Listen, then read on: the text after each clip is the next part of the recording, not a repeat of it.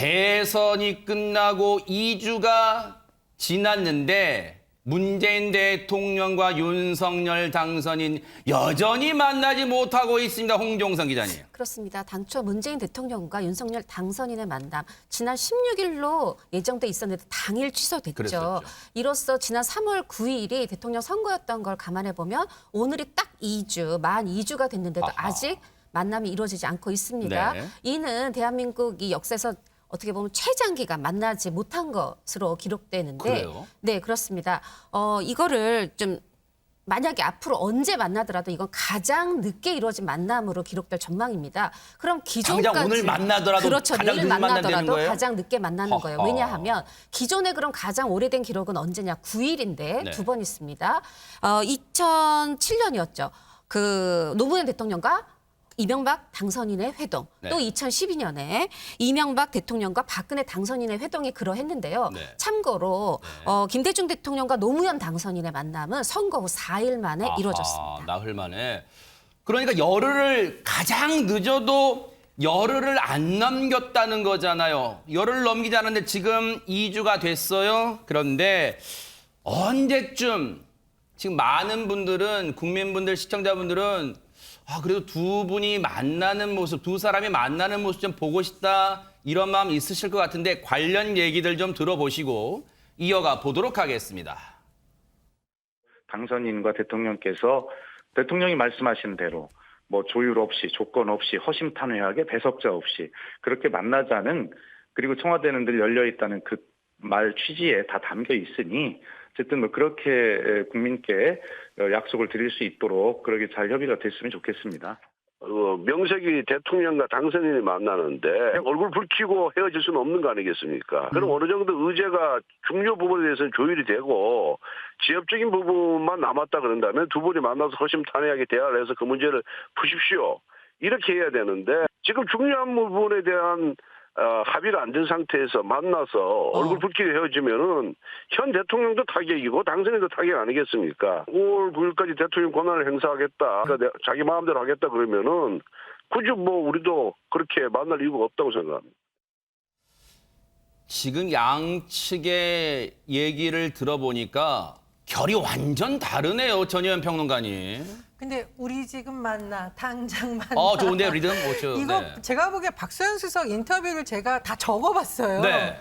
박수현 수석이 정말 우리 지금 만나, 당장 만나 이 얘기를 굉장히 하고 싶어 하는 것 같습니다. 네. 다만 사실 이제 그동안의 과정을 보면 청와대의 그런 입장에도 불구하고 당선인 측이 어떤 원했던 의제에 대해서 사실상 반대하는 것 아니냐는 해석이 나오는 몇몇 지점이 있죠. 그래요? 예를 들면 이명박 전 대통령 사면권에 대해서 김은혜 당선인 대변인은 건의할 것이다 당선인 측이라고 밝혔지만 박수현 수석은 사면 결정은 대통령의 고유한 권한이다. 이제 이 부분은 검토를 해서 결정을 해야 될 거지 우리가 지금 답할 문제는 아니다라고 약간 선을 그은 것으로 보이고 또 지금 국민의힘에서는 요구하는 부분이 인사권 문제입니다. 예를 들면 이제 한국은행 총재 문제 같은 경우인데 오늘 보도를 보면 어쨌든 한국은행 총재에 대해서 지금 대통령이 지금 인사권을 행사했다고 볼 수 있겠죠. 네. 그리고 가장 지금 이슈가 되는 부분이 대통령 집무실 이전 문제인데 당선인 측은 5월 10일 0시로 청와대 완전 개방 약속을 반드시 이행한다고 했고 뭐라고까지 했냐. 기존 청와대에 들어갈 가능성은 제로다. 이렇게 말했잖아요. 네. 근데 박수현 수석이라던가 지금 대통령의 발언을 보면 새 정부 출범까지 시일이 촉박하다라고 했기 때문에 사실상 시기 조절이라던가 이런 주문을 한 것이 아니냐 이런 해석이 나오고 있습니다. 오늘이 3월 23일이잖아요. 취임식이 5월 10일이니까 뭐 역산해보면 한 50일도 못 남아서 한 48일 남았다고 그래요, 지금. 그러다 보면 지금 문재인 대통령과 지금 윤석열 당선인이 이거 회동 아예 못 만나는 거 아니야? 이런 얘기까지 벌써부터 지금 나오고 있는 상황이에요. 관련해서 김은혜 당선인 대변인 얘기 들어보시고 이어가 보도록 하겠습니다. 권력을 이양하는 과정에서 전임 대통령, 즉 현 대통령과 대통령 당선인의 만남이 없었던 적은 거의 없었던 것으로 알고 있습니다. 그렇지만 윤석열 당선인의 일관된 입장을 전해드리는 게 그 답이 되지 않을까라는 생각을 합니다. 윤석열 당선인은 이게 국민을 위한 결실을 낼 수 있다면 여야를 떠나서 누구든지 만날 수 있다라는 입장을 견지해 왔습니다. 저는 순리대로 해결되기를 바랍니다. 혹시 활동이 아예 무산될 가능성 어떻게 보시는지 궁금합니다. 저도 정치를 한 지 뭐 2년도 안 됐는데요. 무엇이 안 될 가능성을 두고 임해 본 적은 거의 없었던 것 같습니다. 모두 비슷한 마음일 겁니다. 네. 자, 양측 모두 허심탄회 네 글자를 꺼내지만 청와대 측은 일단 만나자. 만나서 허심탄회하게 얘기하자. 그런데 당선인 측은 좋아. 허심탄회하게 만날 수는 있어. 하지만 굵직한 건 뭔가 조율해야지.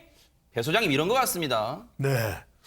우리 지금 만나, 당장 만나. 네. 이게 국민이 원하는 겁니다. 아하. 허심탄회 말을 앞세울 필요가 없습니다. 근데 상황은 일촉즉발이잖아요. 허심탄회가 아닌 거죠. 훈훈하지가 않죠. 원래는 이게 훈내가 진동해야 되거든요. 속으로는 할 얘기가 많더라도 꼭 참고 만나서 하하하 축하합니다. 많이 좀 도와주십시오. 어허. 이게 해동입니다. 네. 그렇다면 지금 상황은 너무 안 좋다. 국민 여론은 악화될 수밖에 없습니다. 대통령도 임기를 잘 마무리해야 되는 정권 이양 잘해주고 싶죠. 그리고 윤석열 당선인도 적극적이어야 됩니다. 만나야 돼요. 그래서 그렇지 않으면 국정수행 기대감도 계속 나빠질 수밖에 없습니다. 왜? 지지층들은 그럴 수 있습니다. 아니 뭐 조건 수락 안 되면 만나지 마요. 근데 중도층, 지지층만 있습니까? 중도층도 있죠. 모든 국민의 당선인이 돼야 되는 거죠. 마지막은 뭐냐? 저는 이번 주 내로 만나야 돼요.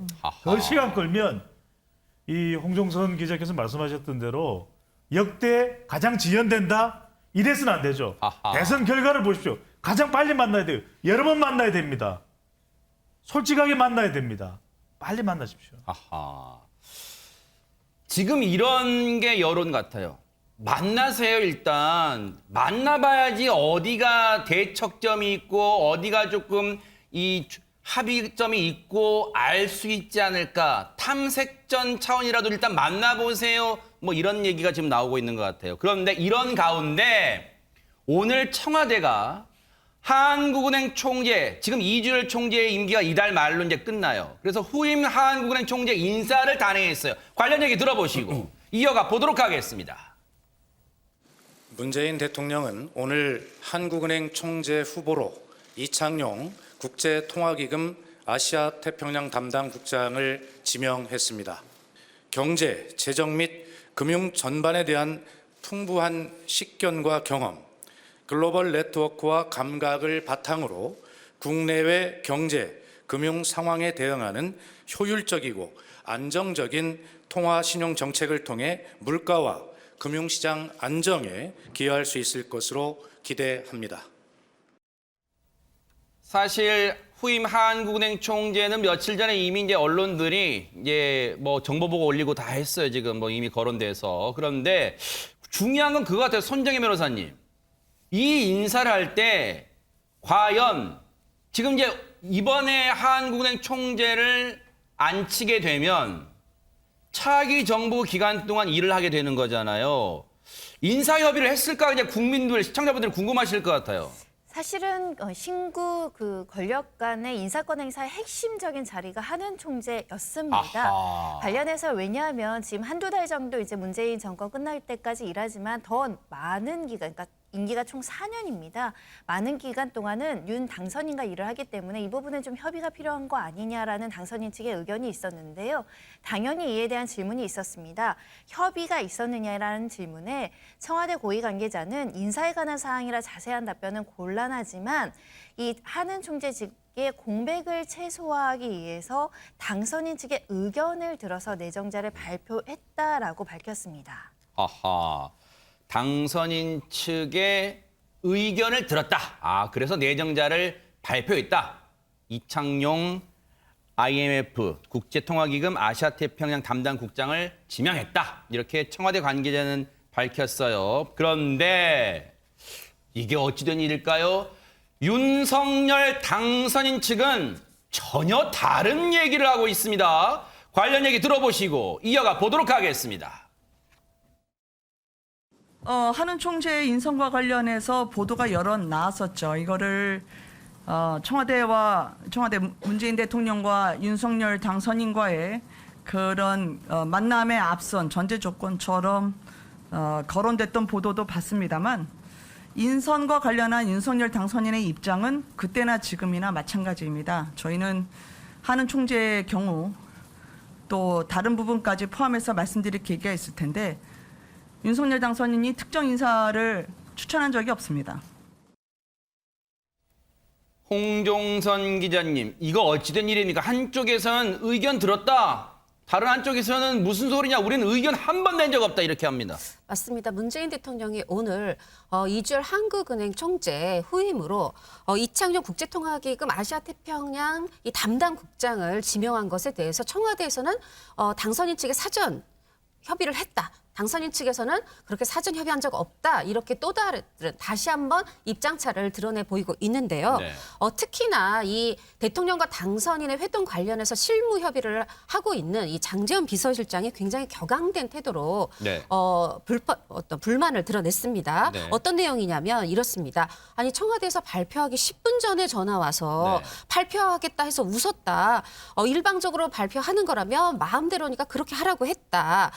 또 덧붙여서 이창용 장 어떤 거 같냐 해서 좋은 사람 같다 했는데 그걸 가지고 의견을 받았다고 하느냐. 언론에서는 이거를 화해의 제스처라고 해석도 하고 있는데 저는 그렇게 얘기하는 것에 대해서 동의할 수 없다라고 선을 그었고요.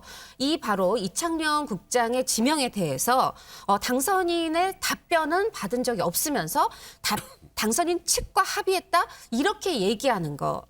왜 이렇게 하는지 이유를 모르겠다 강하게 비판했습니다. 지금요. 일단은 보세요.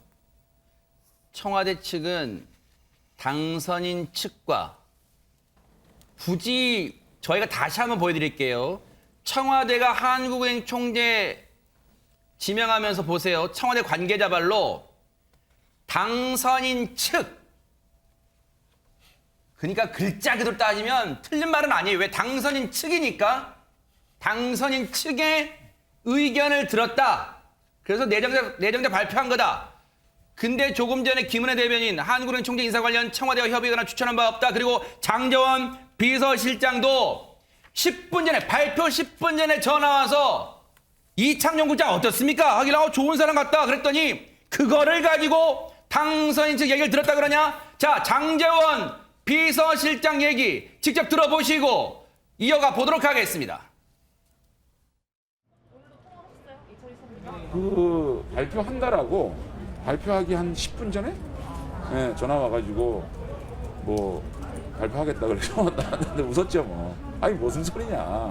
그럼 일방적으로 발표하시려면 그거는 뭐 마음이니까 마음대로 하시라. 근데 뭐 저희들은 뭐 그런 것들 추천하거나 협의하거나 동의하지 못하는 인사다. 인선에 대해서는 그러면 당선인의 반응은 좀 어땠어요? 오늘 발표 나온. 웃으시죠. 발표하기 10분 전에 전화가 왔어요. 그리고 웃었다는 거 지금 장제원 비서실장 얘기입니다. 사실 이것도 지금 이례적이긴 해요. 왜냐하면 이 내정자 발표 과정 비하인드 스토리를 지금 당선인 측에서는 공개를 한 거예요. 백성문 변호사님, 이거 어떻게 봐야 됩니까? 되게 재밌는 게요. 저기 이창용 IMF 국장에 대해서 이 사람은 우리가 원하는 사람이 아니다 이렇게 얘기한 게 있나요 지금 국민의힘 쪽에서? 없죠. 네. 좋은 분이다. 원래 검토했던 분 맞습니다. 지금 인수회의 차원에서도 한은 총재로 유력하게 거론이 됐던 분 맞아서 사실 지금 이창용 IMF 국장의 신임 한국은행 총재로 지명된 것에 대해서 양쪽 그러니까 지금 인수위에도 불만이 없어요. 근데 왜 저럴까요? 그러니까 제가 보기엔 네. 일단 신뢰 문제인 것 같고요. 신뢰. 이제 이런 거죠. 정식으로 추천을 해서 이쪽에서 받아준 모양새가 아니라 이쪽에서 논의되는 사람을 임명을 해준 거죠. 그러니까 청와대 입장에서도 그래도 저쪽에서 원하는 사람 임명해줬다는 취지로 지금 그렇게 발표를 한 건데 일단은 지금 국민의힘 또 그리고 지금 인수위 측에서는 그걸 걱정하는 것 같아요. 이렇게 지금 예를 들어서 하는 총재를 소위 이쪽에서 조금 괜찮다고 하는 사람 임명해주고 결국 감사위원 2명 강행하려고 하는 것 아니냐.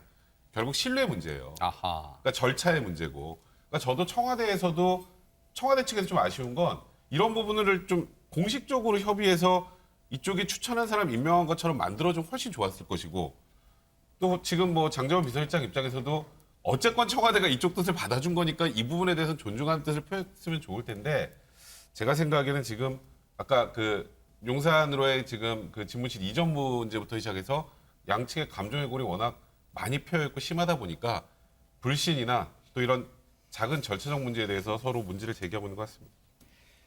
이게요, 지금 얘기해 주셨지만 윤석열 당선인 측에서 지금 차기 하는 총재로 다른 사람을 뭔가 수첩에 적어 놓은 건 아니에요.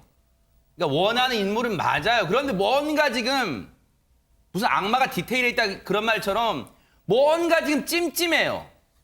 발표 과정이 찜찜한 것 같아요. 일단 배 소장님 얘기 듣고 전혜연 평론가님 얘기를 들어볼게요. 왜 이게 매끄럽지 못할까요? 매끄러울 수가 없는 거죠. 왜요? 왜 그러냐면 이창용 교수, 서울대 교수죠. 이창용 교수 싫어요.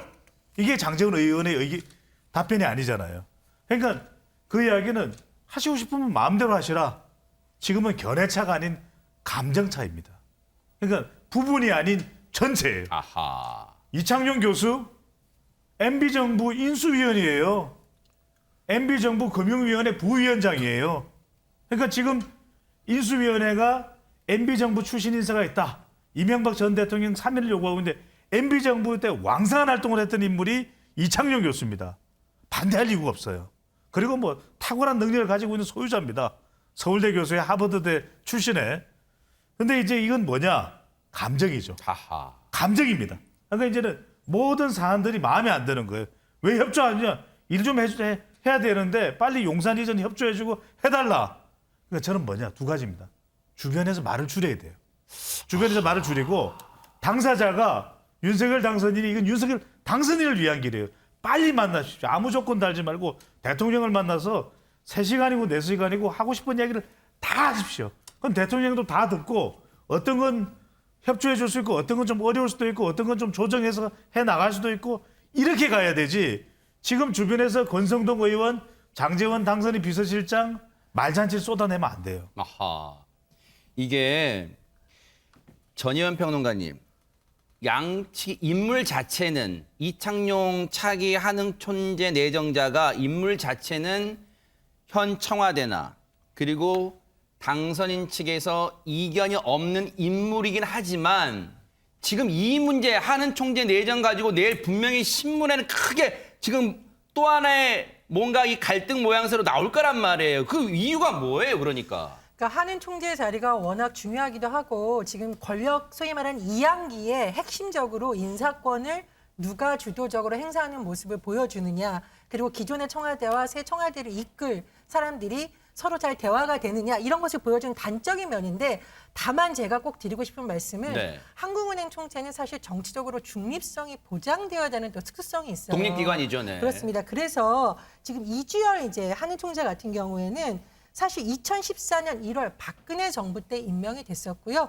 그리고 문재인 정부 때도 그 능력이나 여러 가지를 다각도로 검토를 해서 8년간의 최장수 한흥 총재를 한 거거든요. 네. 그러니까 그런 부분도 좀 우리가 같이 봐야 되는 측면이 있다라고 생각을 합니다. 이것은 뭐 장관 인사나 그런 부분하고 좀 다른 측면이 있다라는 거고요.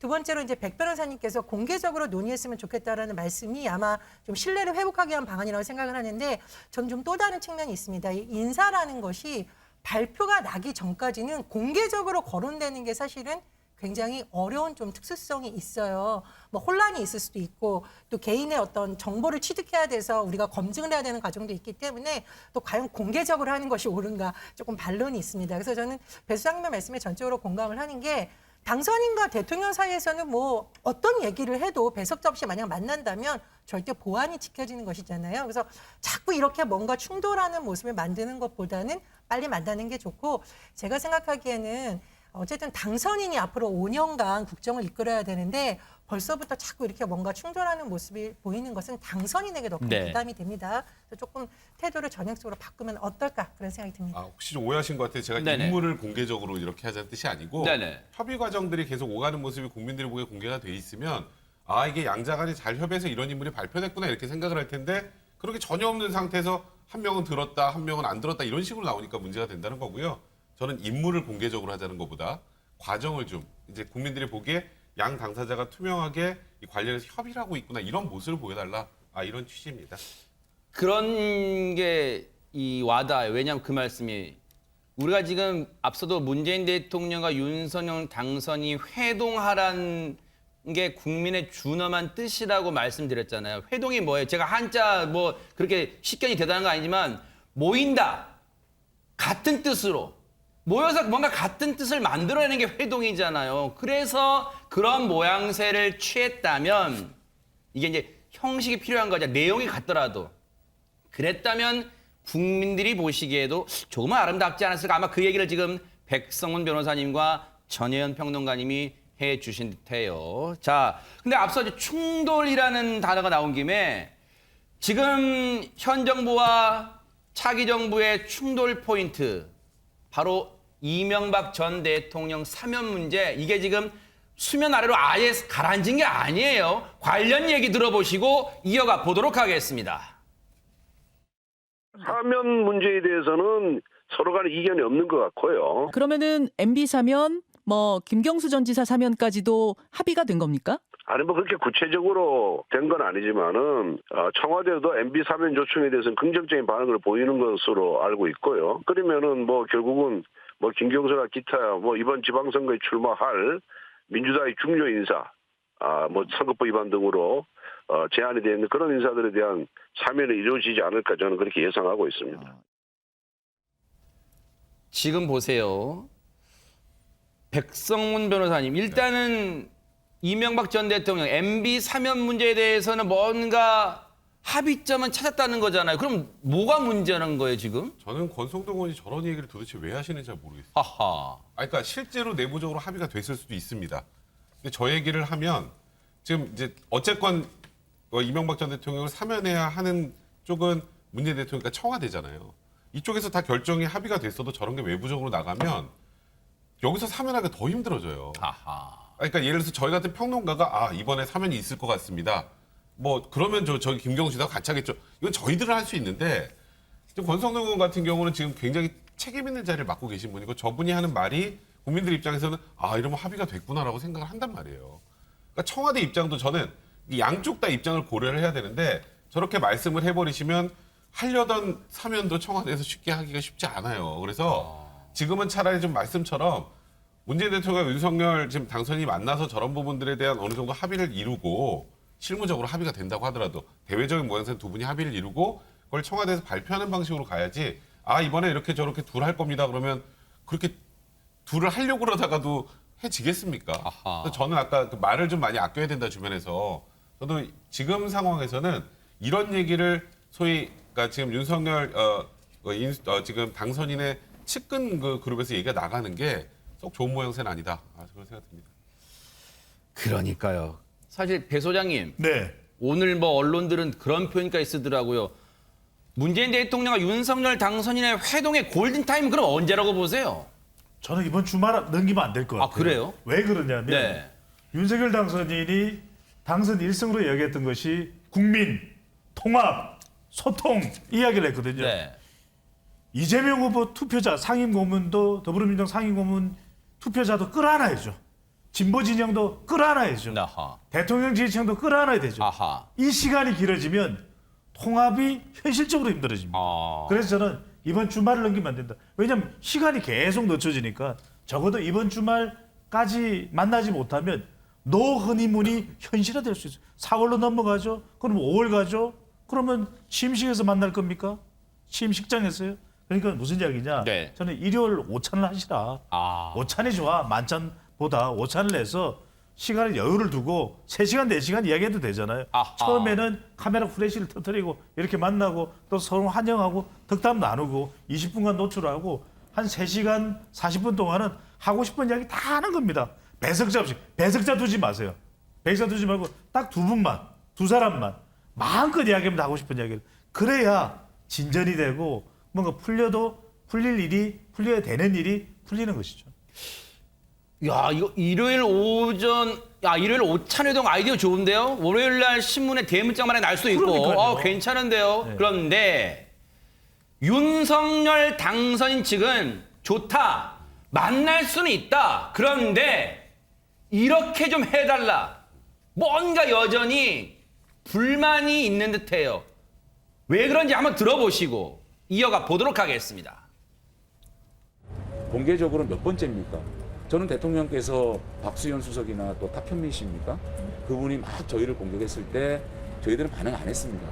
인수에서 반응했습니까? 안 했어요. 자꾸 언론에다 대고 조건시 만나자. 응? 그래놓고 돌아서서는 청와대 대변인 시켜서 그거는 안 되는 일이야 이렇게 얘기하는 게 저희들로 봐서는 참 안타깝고 뭐라 그럴까 이렇게 진정성 있게 얘기를 안 하지? 라는 생각할 수밖에 없잖아요. 백성문 변호사님, 지금 장제원 비서실장에서도 뭐 작심 발언까지 아니지만 그동안 참아왔던 얘기지만 하는 것 같아요, 지금. 그러니까 지금 장제원 비서실장 입장에서는 청와대가 조건 없이 언제든지 열려 있으니 만나자라고 하면서 그러니까 실질적으로 뒤로는 뭔가 이쪽 인수위, 그러니까 차기 권력이 뭔가 하려는 걸 다 목리부리고 못하게 하는 것 아니냐. 그리고 마치 맨날 문만 열려 있다고 그러고 우리가 지금 다 문제를 제기하는 것처럼 만들어 놓는 것, 이에 대해서 굉장히 불쾌하다는 그런 표시입니다. 그러니까 저는 지금 이 상황에서 청와대도 책임 없다고 할 수는 없는 것 같아요. 우리 다 열려 있으니까 그냥 오세요. 근데 그게 안 되는 건 청와대도 잘 알고 있지 않습니까? 가서 아무 성과도 없이 그냥 나올 수는 없어요. 윤석열 당선인 입장에서도. 그냥 덕담만 하고 나올 수 있는 상황은 아니죠. 그래서 윤석열 당선인도 가서 사진만 찍으려고 가는 그런 공개회동을 하지 않겠다라는 건데, 그러니까 최소한의 뭐 의제나 지금 어찌 보면 가장 큰 게 지금 집무실 이전 관련 내용 아니겠습니까? 예를 들어서 이런 거죠. 거기 그 안보 우려 있으니까 안 돼. 약간 이런 취지잖아요, 지금 청와대가. 그럼 그 안보 우려가 있는 걸 어떻게 풀어야 될지는 구체적인 논의가 좀 있어야 되는데 여기는 그냥 안 돼. 여기는 그냥 갈래. 그러니까 이에 대한 중간 예를 들어서 실무진에서 이걸 풀 수 있는 방법들을 빨리 어느 정도 마련해서 만나야 되는데 지금 그런 부분들에 대해서 청와대도 좀 협조를 일단은 지금 장제원 비서실장 얘기를 들어보면 잘 해주는 것 같지가 않다 보니 이쪽에는 저기 진정성 없어서 못 만나겠어. 이제 그러는 과정이 계속 반복되다 보니 만나는 지금 이 시기가 계속 이렇게 뒤로 밀리고 뭐 아까 배 소장님이 주말에 만났으면 좋겠다고 했는데 저도 그래요. 진짜 최대한 빨리 만났으면 좋겠는데 이렇게 양쪽에 신뢰가 없으면 과연 그게 하루 이틀 안에 그게 딱 정리가 돼서 만날 수 있을까? 그리고 회의감이 드는 것도 사실입니다. 장제원 비서실장 얘기를 곰곰이 해석해 보면 전혜연 평론가님, 며칠 전에 박수현 수석이 아침 라디오 인터뷰랑 NSC 그날 회의 있고 나서 오후에 브리핑했던 게 180도 달라가지고 언론들이 그날 뭐 난리가 났잖아요. 신문들 같은 경우는 일면 뉴스 받고 막 그랬단 말이에요. 지금 아마 그런 것도 거론한 것 같아요. 지금 만나자면서. 그리고 정부 이양대계, 정권 이양대계 다 도움 준다면서. 지금 문재인 대통령의 임기는 5월 9일 자정까지다. 뭐 못을 박는 등등등등. 이런 얘기 다 지금 아울러 총망라해서 얘기한 것 같습니다. 네, 제가 이제 박수현 수석의 인터뷰를 처음부터 끝까지 다 들어봤습니다. 모든 네. 인터뷰를. 그 핵심 단어가 더 좋은 인수인계라는 표현을 계속 쓰고 있어요. 그러니까 뭘 우려를 하는 거냐면 어쨌든 1분 1초라도 안보 공백은 없어야 되는데 그런 부분에 대해서 빨리 머리를 맞대고 좀 협의를 했으면 좋겠다라는 것이 우리의 입장이지 청와대 이전에 반대하거나 용산 이전에 반대하거나 그런 것이 아니다라고 거듭 강조를 하는 것으로 보입니다. 그리고 두 번째로 뭐라고 했냐면은 근데 저는 이 말은 굉장히 공감이 가는데 대통령과 당선인이 만나게 분위기를 만들어야지 주변에서 자꾸 오해 일으키는 발언을 해서는 안 된다라는 취지의 입장을 했어요. 그래서 아마 문 대통령도 탁현민 비서관이 올린 글이나 이런 것에 대해서 경고성 발언을 하고 자제시킨 걸로 압니다. 근데 저는 이 안보 문제에 대해서는 신구 권력 간의 갈등 이런 측면의 모습은 좀 아닌 것 같아요. 그러니까 당선인 입장에서야 지금 뭔가 권력 이야기에 주도적으로 뭔가 국민 소통이라는 짝 상징적인 것을 보여주겠지만 실제로 지금 국방부 뭐 업무보고 내용이라던가 국방위 얘기 그런 걸 들어보면 실제로도 우려가 나오고 있습니다. 그래서 그런 부분에 대해서는 당선인도 좀 이미 5년간 그런 일을 해본 현직 대통령의 의견을 듣는 것이 저는 현명하지 당선인이 누가 뭐 맞다 아니다 이렇게 할 부분은 아니다. 그래서 빨리 만나서 얘기를 해보는 것이 좋다고 생각을 하고요. 네. 청와대 위기관리센터라든가 뭐 지하 벙커라든가 이런 걸 어떻게 청와대 관계자들이 안다고 해서 나와서 얘기를 할 수 있겠습니까? 그건 정말 당선인과 또 대통령만이 할 수 있는 대화라고 저는 생각을 하거든요. 네. 그런 특성도 좀 당선인 측이 고려해서 유연하게 대응해야 된다고 봅니다. 문재인 대통령과 윤석열 당선인이 만남이 길어지다 보니까 주변에서 얘기들이 계속 나오다 보니까 지금 부작용이 하나인 게 뭐냐면 어제도 뉴스파이터 시간에 전해드렸는데 용산 집무실 이전 계획을 듣고 문재인 대통령이 격노했다. 이런 보도가 나왔잖아요. 이와 관련해서 논란이 커지니까 박수현 수석이 얘기를 했습니다. 들어보시고 이어가 보도록 하겠습니다. 어제 이 일부 보도가요, 문 대통령이 격노했다 이런 보도가 있습니다. 이건 사실입니까, 아닙니까? 아니, 사실 아닙니다. 청와대 참모들이 당선인의 어떤 공약이나 국정 운영 방향에 대해서 일체 함구하라라고 하는 그런 지시까지 하시지 않습니까? 네네. 신구 권력 간 충돌이 있을 리가 없고요. 네. 그다음에 대통령 집무실 이전을 청와대가 반대한 적 없다는 말씀을 드렸고요. 대통령 집무실이 어디로 가시는가 하는 것은 저희 관여가 아닙니다. 저희는 기본적으로 용산에 대해서 저희가 판단하지 않습니다. 다만 대통령 집무실이 국민 곁으로 더 가까이 가겠다는 문재인 대통령도 했던 그 약속, 그것이 잘 실현되기를 바라고 협조하겠다는 뜻이 있는 것이죠. 손정혜 변호사님, 사실 저희가 어제도 이 얘기할 때 진짜로 격노했을까? 왜냐하면 격노했다면 문재인 대통령이 격노할 포인트가 뭘까 궁금했단 말이에요. 근데 그 얘기를 하네요, 지금. 사실이 아니라는 것이고요. 그리고 중요한 거는 용산 집무실 이전 자체를 반대한다는 게 아닙니다. 정확히는 시기를 이제 조율하자 이렇게 이제 보도가 나가야 되는데도 불구하고 격노했다라고 이제 보도가 나가다 보니까 청와대도 좀 불편한 심정이 있는 것이죠. 네. 사실상 그 광화문 시대를 얘기했던 문재인 대통령이 이 문제를 전반적으로 반대하기 굉장히 어렵습니다.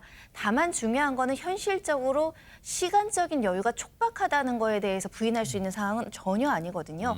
그걸 어떻게 해결할지를 이제 합리적으로 서로 상호 조율을 해야 되는데 우리 좀 어렵다, 무리하다라고 하니까 반면에 국민의힘에서 바로 뭐라고 했냐면은 반대를 위한 반대다, 목리이다, 심지어는 대선 불복이다 이런 강한 비판이 나왔습니다. 당연히 청와대로서도 불편할 수밖에 없고요. 여소야대가 기다리고 있는데 국민의힘에서 대선 과정에서 계속 그 얘기를 했습니다. 민주당과 협치를 해서 잘 조화롭게 심지어는 연정 협치까지 해서 다 서로 이 어떤 정권을 이양하는 데 문제가 없고 여러 가지 능력을 보여주겠다고 하는데 그게 이번 사안입니다. 협치한다는 건요. 일방적으로 해라 그러는 게 아닙니다. 우리가 외교에서도 상호주의라는 게 있는데요. 고운 말이 오면 고운 말이 갑니다. 그런데 먼저 용산 시대를 통보하니까 안 된다라고 나오는 겁니다. 정반합에 올린데요. 서로 좀 로키로 겸손하게 우리가 이런 계획을 세웠는데 협조할 수 있습니까? 어려운 점을 말씀해 주십시오. 우리가 청와대에서 이런 어려움이 있는데 어떻게 하실 겁니까? 그럼 우리 예상으로는 한 4개월 정도 걸릴 것 같은데 최대한 2달 반. 3달로 한번 해보십시다. 이런 얘기가 있어야 됨에도 불구하고 서로를 지금 서로 비토하는 형국이거든요. 그러다 보니까 신구 권력의 충돌이라는 사실 듣기 싫은 말까지 나오고 있어서 정치권의 반성이 필요한 것 같습니다. 사실 청와대에서 지금 뭐 격노를 안 했는지 모르겠지만 문재인 대통령께서 그래도 지금 현 시점에서 뭐 안보 공백 등 우려해서 반대하고 있는 건 사실이잖아요. 그러니까 저는 같은 것도 적극적으로 돕겠다. 그럼 만나서 지금 이 상황에서 이런 안보 문제가 좀 발생할 수도 있으니 이런 것들을 해결해 나가는 방법들을 찾아보자. 이렇게 청와대도 나와야 되는데 네. 일단 안 된다 쪽으로 먼저 얘기가 나오다 보니 안 된다라고 나오면 그러니까 문재인 대통령 퇴임한 이후에 옮기라는 소리구나. 그러니까 국민의 입장에서도 그렇게 반발할 수밖에 없는 거예요. 그러니까 네. 좀 전에 손정혜 변호사님께서도 이게 또 어찌 보면 지금 윤석열 당선인 측에서 너무 일방적으로 지금 통보하고 밀어붙이는 과정에서 생긴 문제가 아닌가 이런 얘기도 좀 하신 것 같은데 네. 정확하게 또 정반대로 해보면 지금 현 정부가 이쪽에서 하려고 하는 걸 일단은 안 돼로 먼저 시작을 하다 보니 양쪽의 불신의 고려가 커진 거 아닌가 싶습니다. 아니, 이거 말씀은 드려야 될 것 같아요. 청와대에서 안 된다고 한 적은 없습니다. 우리가 이 팩트는 좀 짚고 넘어야 될 것 같은데 이런 우려가 있으니까 이런 부분에 대해서 협의를 하자 그랬죠. 그래서 저는 이게 3차원 분석을 해야 된다. 내용도 자꾸 문제가 생깁니다. 내용차. 왜냐하면 자꾸 잘 확인을 안 한 내용을 자꾸 이야기를 해요. 그러니까 저는 정확히 이야기를 해야 된다. 안보에 어떤 공백에 영향이 있는지, 어느 정도의 수준인지, 무엇인지 그 부분을 좀 더 구체화시킬 필요가 있는 것이거든요. 비용과 관련된 부분도 정확하게 어떤 비용이 추산돼서 어떤 정도의 소요가 되는지, 네. 그리고 이전하는 날짜도 인력을 동원했을 때 어느 정도, 저는 여기서 네. 비전문가나 정치평론적 논의를 할 이유가 없는 거예요. 지금 그러고 있기 때문에 이 문제가 생기는 거예요. 냉정하게 네. 객관적이고 아주 냉철한 전문가적 이야기를 들으면 되고, 제가 짧게 말씀드리겠습니다. 그다음에 네. 일정 차인데 한쪽은 순리를 이야기하고 한쪽은 확정을 이야기하거든요. 5월 10일 청와대 바로 개방. 근데 그게 물리적으로 불가능한 일이거든요. 그러면 확정과 순리가 아니라 절충을 해보면 되죠. 어떤 식으로 하면 절충하실 때 마지막은 태도합니다. 태도차. 항상 청와대 쪽은 무조건이고 또 당선인 측에서는 조건이 필요하지 않느냐 이런 이야기를 하는데, 조건이든 무조건이든 어떻습니까? 만나면 되습니다. 만나서 무조건하고 듣고 네. 조건을 이야기하면서 또 논의를 해보고 네. 이렇게 하면 되는 거죠. 앞서 이제 여러분들께서 이제 그런 말씀을 해주셨어요. 지금의 갈등이 더 고조되거나 감정 골입하는 걸 막는 차원에서라도 문재인 대통령과 윤석열 당선인을 제외하고 주변 사람들은 이거 좀 해라. 이런 얘기 많이 하셨는데 권성동 의원이 이런 얘기를 했어요. 이거 어떻게 봐야 될지 한번 들어보시고 이어가 보도록 하겠습니다. 이 청와대 이전은 문재인 대통령이 2번이나 공약했던 사안인데 실천을 못했죠. 왜 그렇게 했습니까? 청와대 들어가 보니까 너무 좋은 거예요. 권력의 달콤함에 그래 포기를 했었던 것인데. 잠깐만요, 권 의원님. 너무 좋아서 거길 못 나왔다기보다는 경호 문제 때문에 검토하다가 안 된 거 아니에요? 그러니까 경호 문제도 있지만은 막상 들어가 보면은 청와대만큼 좋은 데가 없거든요. 그런데 자신들이 지키지 못했던 것을 우리 윤석열 당선인이 지키겠다고 하니까 이건 뭐 왜 그러겠습니까? 순전히 반대를 위한 저는 반대다 이렇게 보고요.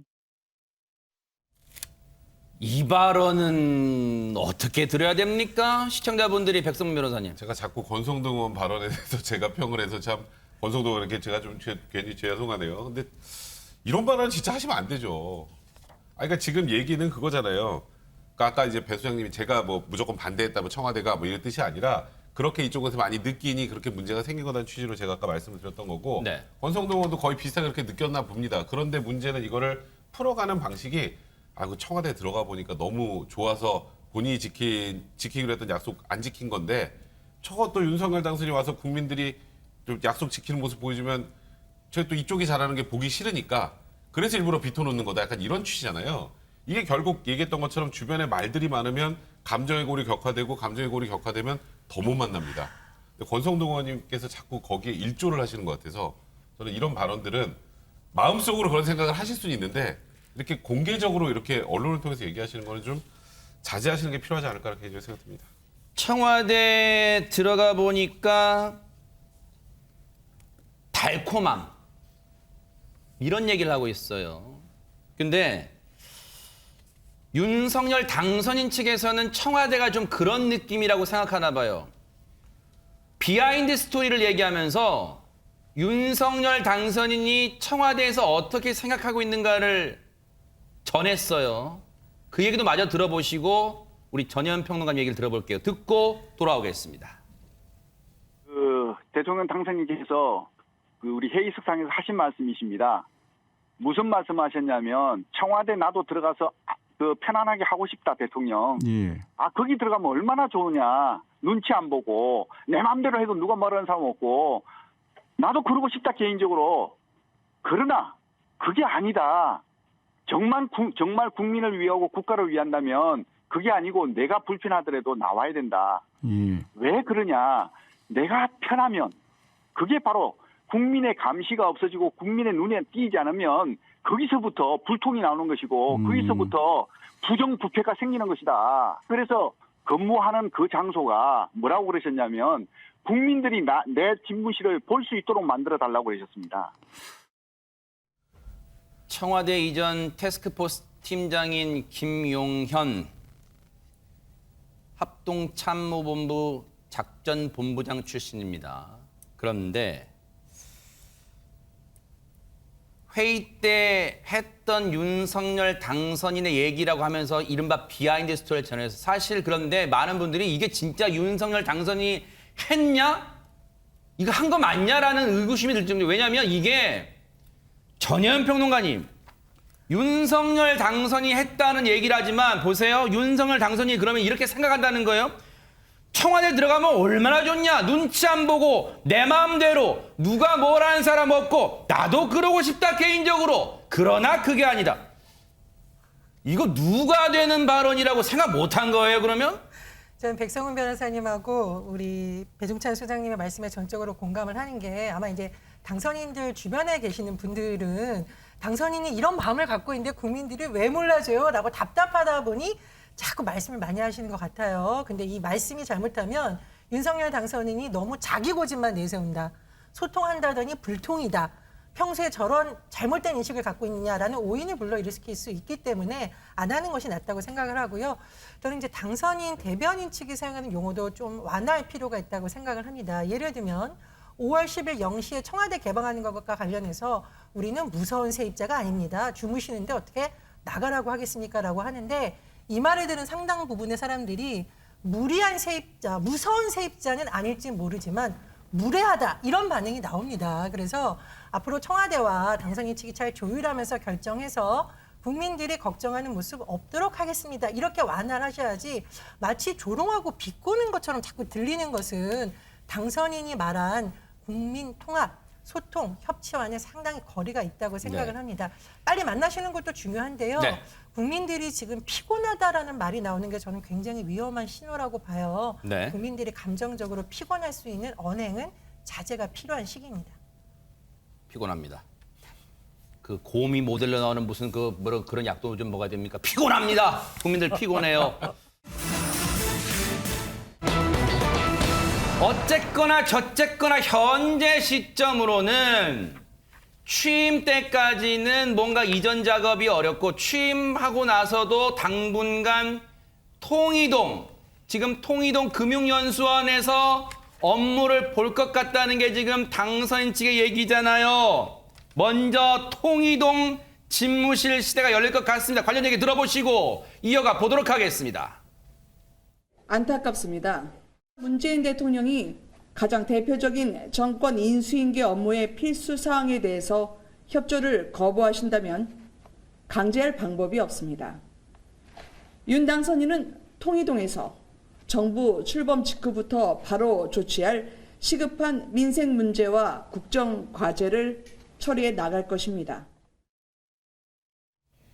5월 10일 취임하게 되면 일단 청와대는 안 들어간다고 했으니 그리고 용산으로 옮기기가 지금 시간도 촉박하니 그럼 통이동에서 출근한다는 거예요. 손정혜 변호사님 그럼 거기서 뭐 숙식을 다 합니까? 어떻습니까 지금 이게? 숙식할 수 있는 장소는 없는 것으로 알고 있습니다. 그러다 보니까 가장 유력하게 지금 거론되는 곳이 한남동에 있는 육군 참모총재 공간을 리모델링 하겠다라는 안인데요.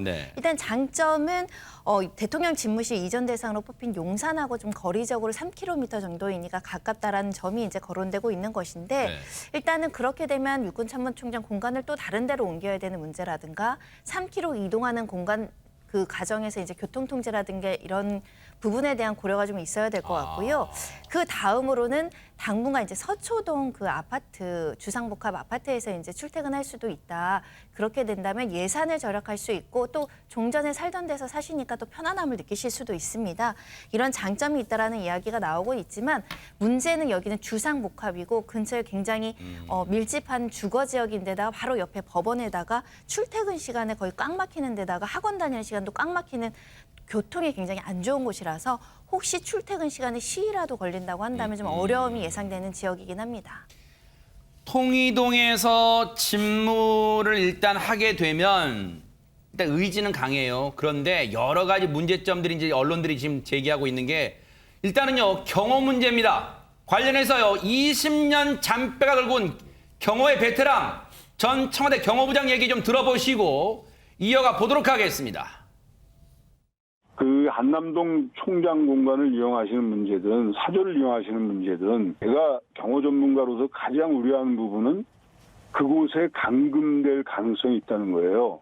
초기에는 별 그런 일이 없겠지만 이제 개혁 드라이브가 걸리고 반대하는 입장에 있는 분들, 피해를 보는 분의 입장에 있는 분들이 뭔가 이제 또 결사체를 만들고 시위를 할 거 아닙니까? 그렇게 몇만 명이 모이게 되면 대통령이 출근도 못하는 사례가 헌정사상 최초의 사례가 발생될 수가 있죠. 이게 청와대가 아니다 그러면 이제 보니까 국가 위기 사태가 가는 거예요, 바로. 그래서 이 문제는 그렇게 쉽게 생각하시는 문제가 아니고. 홍종성 기자님, 일단 저 상황은 가정이긴 함 이런 일이 발생할 수도 있다지만 야 이거 좀 놀랍긴 합니다. 네. 그렇죠. 지금 집무실이 어디가 됐든 만약에 지금 한남동에 외교부 장관이나 국방부 장관의 공간을 관저로 한다든가 아니면 서초동 사저를 관저로 한다 그러면 이 경우 서초동은 말할 것 없이 한남동만 해도 지금 뭐 거리가 한 3km 되는데 이 3km가 중요한 게 아니라 지금 얘기하는 게 이렇습니다. 지금 장기붕 전 대통령 경호실 경호부장이 얘기를 하는 거죠. 네. 어떤 부분이냐면 지금 만약에 그 안에 있는데 집 바깥에 한 몇만 명 아니면 몇천 명만 시위를 한다고 그 집 대문 앞을 막았다고 생각을 해보십시오. 그러면 많은 경찰 인력이 와서 그것을 해산하고 경찰 인력이 얼마 투입이 되느냐의 문제가 아니라 시간이 지체되죠. 그렇게 되면 정말 초유의 사태, 대통령이 출근을 못하는 일이 벌어질 수 있고 네. 이것은 국가 위기 사태로 이어질 수 있다는 지적인데 이 장기붕 전 경호부장이 누군가를 생각해보면 우리가 귀담아 들을 필요가 있다 이런 생각이 들어요. 네. 1980년대 초에 이 대통령 경호실 충무 제5기로 공채로 들어와서 최규하 대통령부터 그다음에 전두환, 노태우, 김영삼, 김대중 대통령까지 말하자면 2000년대 초반까지 20년 동안 5 대통령을 모셨던 네. 그런 분이다 보니까 새겨 들을 만한 부분이 있다 생각해 봅니다. 네. 아니 근데 통이동에서 집무를 하게 되면 일단은 경호가 일단 최고로 중요한 사안이니까 그거 말고도 여러 문제점들 예상해 볼 수 있는 거 막 많지 않을까요? 손정혜 변호사님 어떻습니까? 일단 건물 자체가 규모가 너무 협소합니다. 사실 대한민국의 살림을 책임지는 여러 가지 업무들을 해야 되기 때문에 다양한 전문가들이 밀집해서 들어와야 되는데 건물 자체도 굉장히 비좁아서 공간 부족 문제가 거론될 수밖에 없는 상황이고요. 특히 이제 경호라든가 인력들이 이제 배치되고 또 쉬거나 여러 가지 업무들을 할 공간도 지금 마련되지 않은 상황으로 보이는데 더 중요한 건 보안 문제입니다. 아하. 일단은 저게 일반 건물이잖아요. 그러다 보니까 방탄유리라든가 최첨단 보안 시설이라든가 도난 장치라든가 경호 문제 그리고 여러 가지 이제 도청 장치가 설치되었을 때 이것을 방지할 수 있는 대비책이 지금으로서는 없다라는 것이고요. 그러다 보니까 만약에 지금 내부 인원도 들어가기 협소한데 외빈이 오거나 뭐 외국에서 누군가가 협의하러 온다거나 했을 때 외빈 맞이하는 문제뿐만 아니라 현재 기자분들 가 계시는데 기자분들도 마땅히 들어갈 사무실이 없어서 사실 기자실, 천막 기자실이 등장할 정도의 상황이기 때문에 임시적으로는 사용할 수 있지만 장시간에 쓰긴 굉장히 어렵다는 점을 지적해드리고 싶고요. 김은혜 당선인 대변인이 어제 윤 당선인이 3인실이 이제 좁다 보니까 내 접견실을 그냥 편안하게 터서 회의실로 써라 이야기까지 나온 실정입니다. 아니 이렇게 되면 통이동 금융연수원을 뭐 증축이나 리모델링이나 이런 거 생각해봐야 되는 거 아니에요? 관련 얘기가 나왔답니다. 한번 들어보시고 이어가 보도록 하겠습니다. 리모델링이라는 게 마치 방을 넓히고 또는 뭐 내관을 우리가 필요한 수요 이상으로 하는 부분에 대한 그런 리모델링이라면 고려하고 있지 않다 말씀드리는 거고요. 방탄유리나 이런 대통령을 경호하기 위한 그런 부분은 제가 물어보도록 하겠습니다만 그 정도는 한번 검토해 볼 대상이 아닐까라는 생각을 합니다. 리모델링은 고려하지 않고 있다.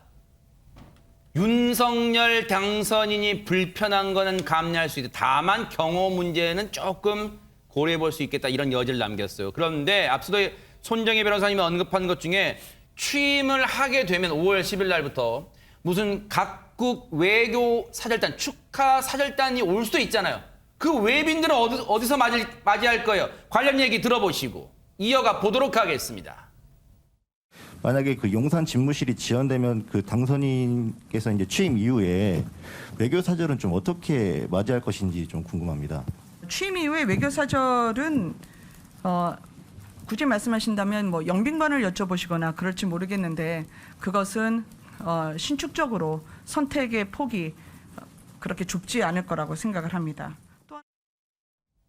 알 듯 모를 듯한 말인데 사실 뚜렷한 해답은 없는 것 같아요. 외교 사절단 관련해서는요. 전현 평론가님. 제가 보니까 지금 당선인 대변인이 내부에서 결정되지도 않고 아직 준비되지도 않은 사안에 대해서 자꾸 질문을 받다 보니까 그냥 애둘러서 말한 것이 아닌가 생각이 들고요.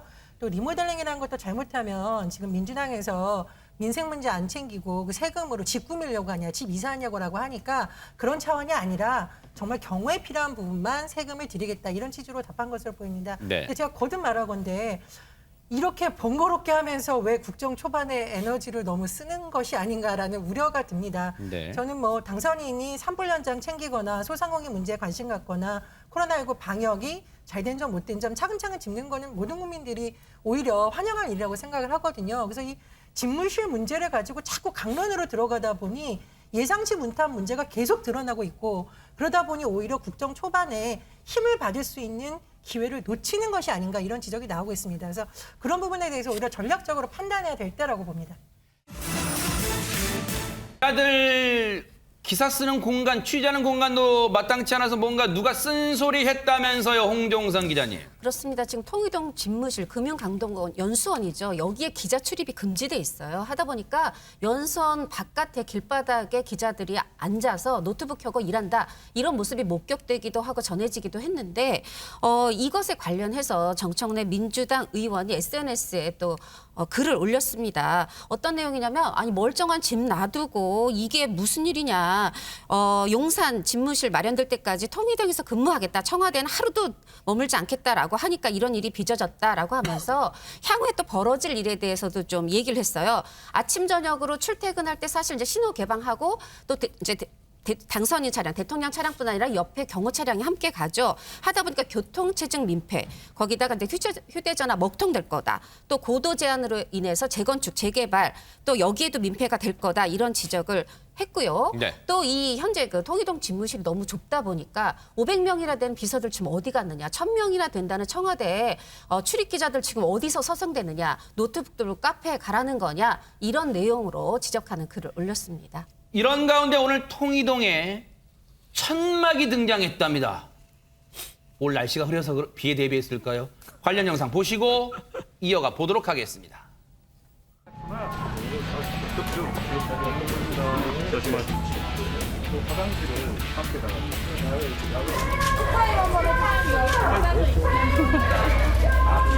네.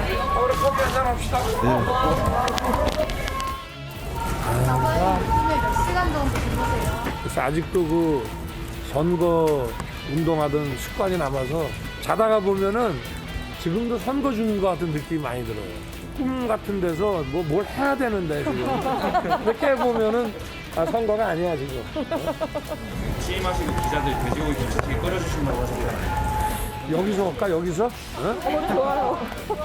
뭐야 청사 마련해서 가면은 내가 하루 그 구내 식당에서 저녁에 한번 양 많이 끓여가지고 같이 한번 먹읍시다. 기자실에 자주 가신 분이 김대중 노무현 대통령 두 분인데 5년 임기 동안에 100회 이상을 가셨더라고요. 당선인님도 그럼 한 달에 2번 정도는 저희 꼭 만나주시겠다 이 말씀이십니까? 하여튼 최선을 다할게요. 지금 누구랑 저렇게 화기애애하게 얘기를 나누는 겁니까? 손정혜 변호사님. 기자분들이고요. 통일동 앞마당 앞에 천막으로 된 프레스 다방을 이제 만들었다는 겁니다.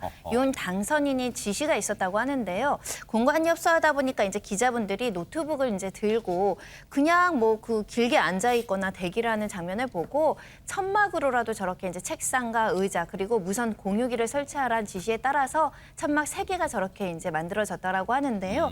그나마 그래도 기자분들이 좀 비 오거나 추울 때 조금 저렇게 안식처가 되지 않을까 생각이 드는데 그러면서 이제 커피 한잔 합시다라고 이제 티타임을 제안하는 기자들에게 진짜로 종이컵에 든 둥글레차를 들고 저렇게 모여서 이야기를 했다라는 것이고요. 앞으로 이제 자주 만난다라고 저렇게 약속을 하셨고 카메라 앞에서도 이제 노력하겠다라고 했으니까 기자분들이랑 소통하는 모습 계속 봤으면 좋겠습니다. 네. 윤석열 당선이 제일 먼저 주문한 게 언론과의 격이 없는 소통, 또 국민과의 격이 없는 소통 이런 거였는데 관련 얘기 좀 들어보시고 이어가 보도록 하겠습니다. 기자님들 저 통이동에서 식사도 걸으면서 취재하시는 게 너무 죄송해서 주변에 이게 좀 따뜻하게 몸을 쉬실 수 있는 데를 알아봤는데 마땅치가 않더라고요. 국리 하다가 안 돼가지고 어쨌든 1층에 저희가 따로 이렇게 따뜻하게 커피도 드실 수 있는 그 이제 약식 그 기자실을 좀 마련하려고 하니까요.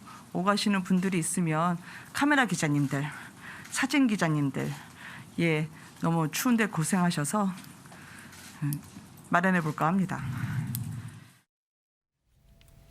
일단은 이제 저런 취지로 이제 저것도 아마 당선인의 뜻이 반영된 거겠죠. 뭐 김은혜 당선인 대변인 혼자의 뜻은 아닐 거예요. 그런데 앞서 이제 이 프레스 다방을 찾았을 때 윤석열 당선인의 모습은 글쎄요, 뭐 이렇게 책상에 팔을 얹어놓고 팔짱 끼고 있는다든가 이제 이런 모습은 친근하게 다가가는 모습은 있긴 있는 것 같아요. 굉장히 좀 격이 없게 기자들과 얘기를 하는 모습이 저도 저런 부분은 굉장히 이제 보기 좋았던 것 같고요.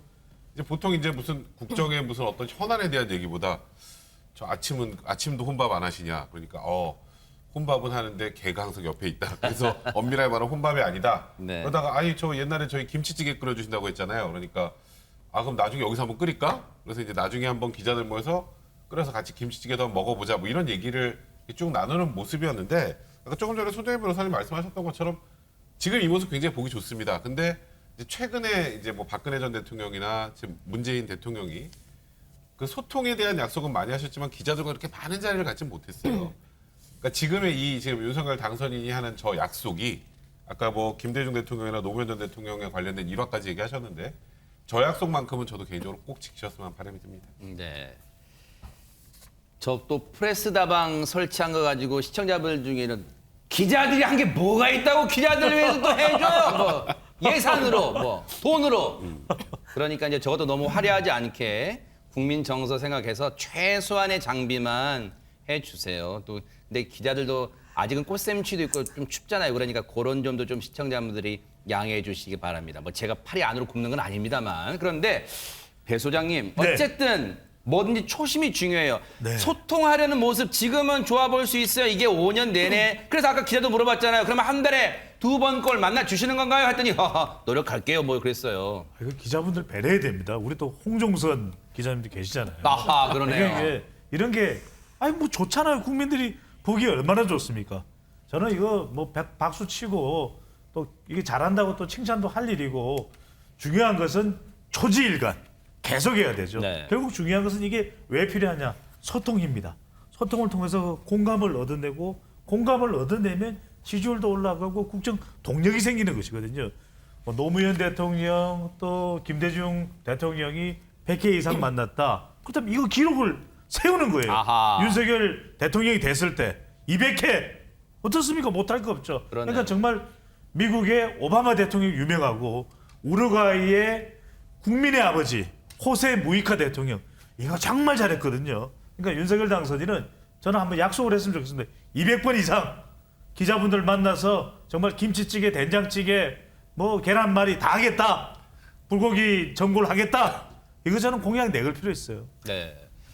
그리고 굳이 정장 차림 말고 휴일 같은 때 갑자기 기자실 찾아와서 그냥 와이셔츠 차림에 단추 하나 정도 풀러서 그냥 와서 뭐 현안 질문 받고 하는 모습도 상상해 보면 좋잖아요. 굳이 대통령 특별 기자회견 둥둥 해서 뭐 몇 분 방송 그런 거 말고 정말로 수시로 하는 모습 보일 수 있잖아요. 한번 보겠습니다, 앞으로. 그런데 지금 기자들은 찬바람 쐬지 말고 뭔가 챙겨요. 그런데 정권 교체기에 지금 찬바람 신세가 될 그런 위기에 놓인 존재가 있다고 합니다. 먼저 영상 만나보시고 이어가 보도록 하겠습니다.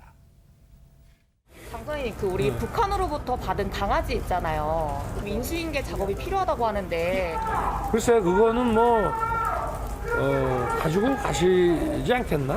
강아지는 아무리 정상간 뭐 해서 받았다 해도 키우던 주인이 계속 키워야지 주인이 바뀌면은 강아지는 좀 일반 물건하고 다르죠. 만약에 두고 가신다면 어떡하실 거예요? 두고 가시면 뭐 저한테 주신 다음 내가 잘 키우고 근데 정을 자기한테 많이 쏟은 주인이 계속 기르게 하는 것이 그게 오히려 그 선물의 취지에 맞는 거 아니겠어요? 혹시 언제쯤 보실 수 있을 것 같으세요? 글쎄 그거는 뭐 저도 잘 모르겠습니다. 홍종선 기자님, 문재인 대통령의 반려동물이 왜 갑자기 질문이 튀어나온 거예요? 왜 이유가 있어요?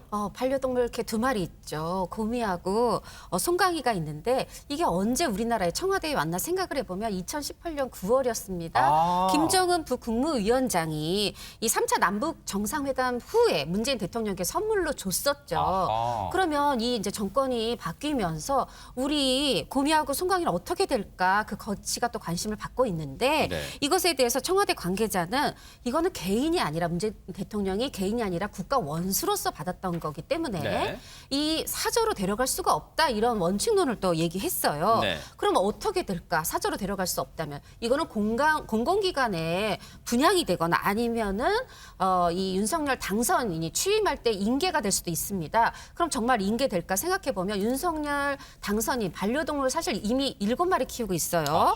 강아지 4마리, 고양이 3마리가 있는데 그러다 보니까 시험에 나오는 건 아니죠. 몇 마리 키우고 있는데. 2마리까지 합해지면 9마리 너무 많은 거 아니야. 이런 의견도 있고. 그런데 지금 방금 차담회에서 당선인 본인이 얘기를 했지요. 강아지가 아무리 국가 원수로서 받았다고 해도 이건 키우던 주인이 키워야 된다. 이렇게도 얘기를 했고 저한테 해주시면 잘 키워보겠다라고 했는데 저도 궁금합니다. 우리 고미와 송강이가 어디에서 계속 영위에 갈지 궁금합니다. 외롭거나 쓸쓸하지 않고 피해보지 않도록 좀 뭔가 묘수를 찾아야 될 것 같아요. 자, 그런데 지금 이제 화기애애한 얘기도 해봤는데 지금 용산 집무실 이전 관련해서 청와대가 조금은 이 어렵다는 이유로 근거로 된 게 제일 큰 게 안보 공백이에요. 근데 이 문제가 어제 열린 국회 국방위 전체회에서도 뜨거운 감자가 됐어요. 관련 얘기 들어보시고 이어가 보도록 하겠습니다. 저희가 4월을 좀 연합연습이라든가 여러 가지 그 이슈들이 있어서 그 시기가 좀 위험한데 또는 뭐 그 시기가 좀 저희한테는 좀 부담스러운데 하는 시기가 있고요. 합참 차장으로서 합참의 현행작전 군사대비 태세만큼은 제한이 없을 것으로 보고 있습니다. 자, 얘기가 완전 달라요. 먼저 국방부는 왜 용산 이전이 조금 어렵다고 반대하는 겁니까? 손정희 변호사님. 일단 첫 번째로는 시기적으로 조금 민감한 시기라는 겁니다. 사실은 12달을 놓고 봤을 때 국방부가 제일 바쁜 한 달이 언제냐라고 지목했을 때는 4월이 될 수밖에 없는 게 4월 15일이 김일성 생일이기 때문에 항상 북한에서는 이 시기에 뭐 대규모 열병식을 한다던가 미사일 도발을 한다던가 여러 가지 이제 안보를 위협하는 행동을 하면서 본인들의 어떤 세력을 과시한 바가 있었거든요. 또 나아가서는 또 한미 군사 연합훈련이 있기 때문에 이때 조금 충돌이 있거나 문제가 생겼을 경우에 안보에 이제 좀 치명적인 문제가 있을 거 아니냐 이런 이야기를 하고 있는 것이고 이제 두 번째로는 2달이라는 사실 2달도 아닙니다. 정확히 계산하면 지금 시간이 흐르고 있기 때문에 2달도 좀 줄고 있거든요. 정상적인 절차라면 2달 안에 이전하지 않을 것이다. 그러니까 최소한 이전은 하더라도 시간적인 여유가 더 필요하다라고 이야기를 하고 있어서 국방부가 최대한 서두른다면 얼마나 가능할지는 어느 정도 내부적으로 의견이 나왔을 것 같고요. 그 정도의 시간적 여유가 이제 허용돼야 되는 상황이 아닐까 생각이 듭니다. 반면 합참 실전을 이 주력으로 하는 합참 차장은 지금 용산 이전 별 문제 없다고 하고 있어요. 백성문 변호사님. 근데 뭐 이건 사실 원론적 얘기를 한 거여서 그러니까 이런 거죠. 그러니까 뭐 어떤 일이 생겨도 군에 저 문제는 없죠. 작전 대비 태세는 제한이 없습니다. 그러니까 여기 이사를 한다고 그게 갑자기 생기고 이런 건 아니다. 그러니까 이런 취지니까요. 그러니까 두 분 얘기가 저는 아예 뭐 다른 얘기가 아닌 것 같고, 그러니까 사실 뭐 너무 빠른 시간 내에 그다음에 약간의 문제가 생길 수 있는 우려가 있는 것도 맞죠.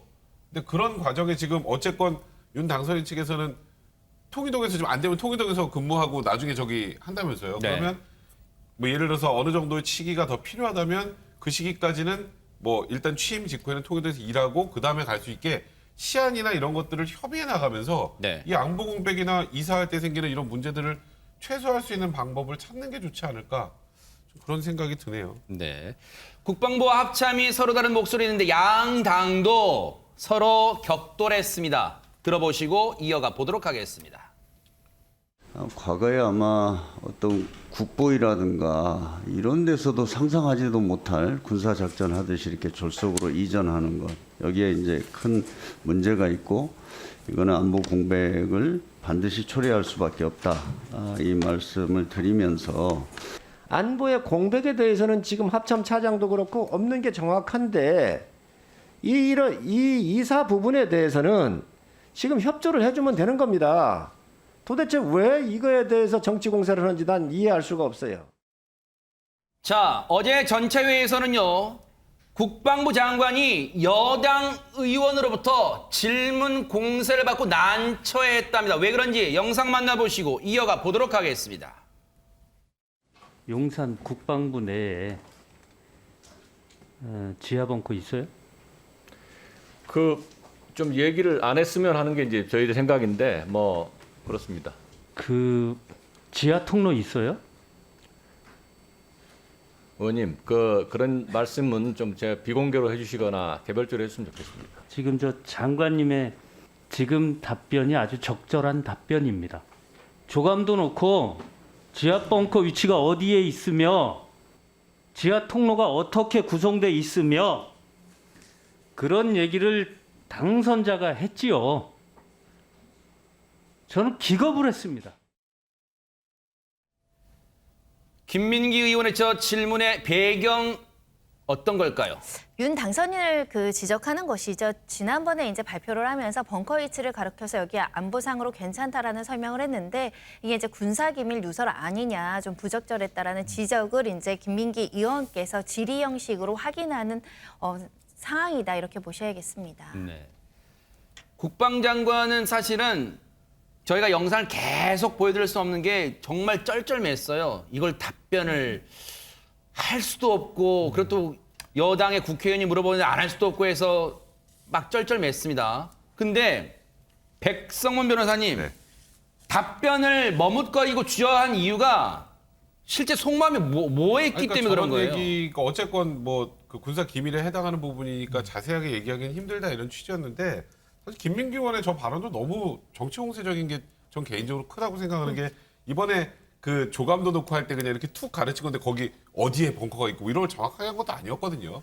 지금 이런 세세한 부분 갖고 저렇게 그러니까 소위 이게 군사 기밀을 노출했네 이런 방식으로 지금 저 상황을 바라보는 관점은 저는 개인적으로 바람직해 보이진 않습니다. 전현 평론가님 30초 드릴게요. 근데 정말 이 군사기밀 누설 논란이 너무 과한 겁니까? 아니면 적절한 지적입니까? 어떻습니까? 그런데 대통령이 국군 통수권자고 우리나라는 남북 분단이라는 특수 상황에 있으니까 자꾸 이런 논란 자체를 제기하지 않도록 하는 것이 사실은 국가 지도자의 역할이라고 보고요. 두 번째로 지금 비용 추산 문제도 다시 국방부 장관과 인수위 측의 의견이 오가고 있습니다. 그래서 뭔가 우왕좌왕하는 듯한 모습을 보이는 것 자체가 좀 불안감을 초래할 수 있기 때문에 국방의 인수인계와 관련된 업무 보고를 받은 다음에 정리해서 했으면 어떨까 그런 생각이 듭니다. 마음 같아선 뉴스파이터 끝나고 바로 뉴스 속보로 이르면 며칠 문재인 대통령 윤석열 회동 그런 속보가 뜨길 바랍니다.